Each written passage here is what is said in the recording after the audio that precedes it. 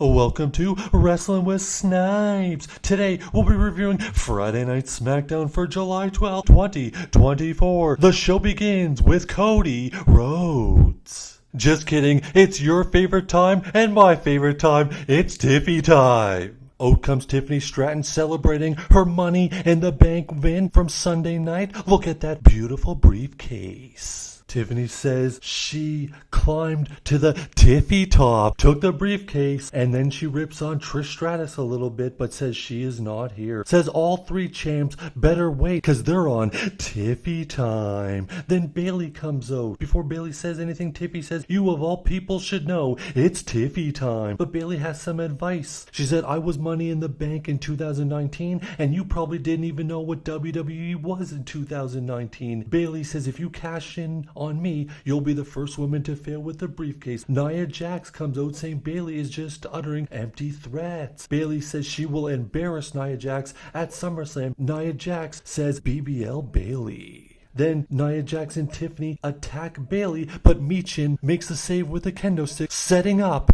Michin against Nia Jax. For the majority of the match, Nia Jax is just beating down Michin. But then the momentum changes as Michin gets the upper hand and 1-2 a near fall, but then distraction by Tiffy Time. And then Bayley goes after Tiffy Time, which distracts Michin. Then boom, Nia Jax hits the bonsai drop. 1, 2, 3. Nia Jax picks up the victory. Then after the match, Bayley gets in the ring, hits Nia Jax, and then Tiffy from behind takes down Bayley with the briefcase. Then at the end, the crowd is chanting, "Cash it in." And Tiffy says, "Should I cash it in?" Then goes over to the ref. Looks like they may cash it in. Then Nia Jax walks over, says, "What are you doing?" Then Tiffany says, "Let's go." Then we go to the back and we see a video package for the Bloodline. Solo says, "By the end of the night, everyone will acknowledge me." Then we see Byron Saxton sitting with Andrade in the stands as he's interviewing him, but they are interrupted by Carmelo Hayes, and Carmelo says he is him. And Andrade says, "You are him, and you are gonna go one-on-one with me." Next, we've got a tag team match with Baron Corbin and Apollo Crews against Angel Garza and his tag team partner, Humberto. This match goes back and forth, goes through a commercial break. Then on the outside, Baron Corbin gets tangled up with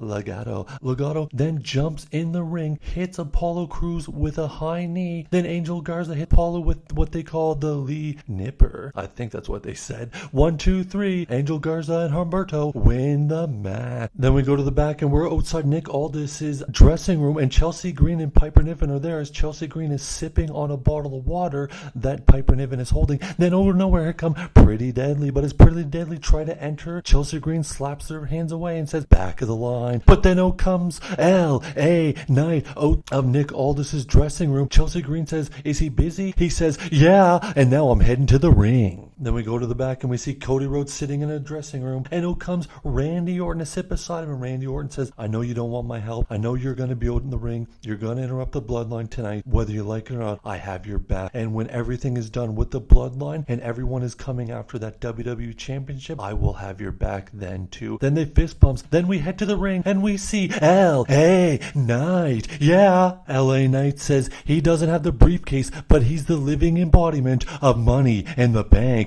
Yeah, and he has a contract with them, and he says one way or another he will get a shot at the United States Championship at SummerSlam. Yeah, he says his name's on the contract. Nick Aldis has signed the contract, and one way or another, Logan Paul, you will sign the contract, and the United States Championship match at SummerSlam will be Logan Paul versus L.A. Knight. Yeah, then we see a video package highlighting Blair Davenport. And we get Blair Davenport one-on-one with Naomi. Blair Davenport attacks Naomi's shoulder, even throwing her into the ring post, hurting her. Then we go to commercial break. Then we come back from commercial break, rolling into the ring battling. Then Naomi hits a full Nelson butt slam, rolls her over. 1, 2, 3. Naomi picks up the victory. Then we see a recap of the tag team title change last week as DIY wins the tag team titles. And up next, a tag team championship rematch. DIY defends against A-Town